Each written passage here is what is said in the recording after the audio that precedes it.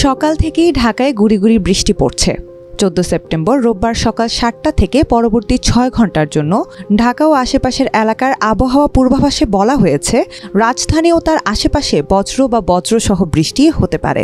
তাই দিনের তাপমাত্রা সামান্য কমতে পারে। পূর্বাভাসে আরও বলা হয়েছে, আজ ঢাকা ও পার্শ্ববর্তী এলাকার আকাশ আংশিক মেঘলা থাকতে পারে।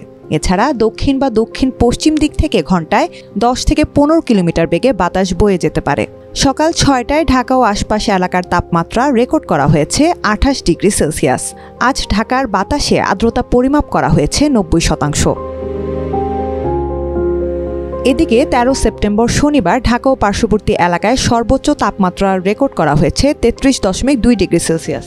আজকে সর্বনিম্ন তাপমাত্রা রেকর্ড করা হয়েছে 27.8 ডিগ্রি সেলসিয়াস। শনিবার অঞ্চলটিতে বৃষ্টিপাত রেকর্ড করা হয়েছে 1 মিলিমিটার।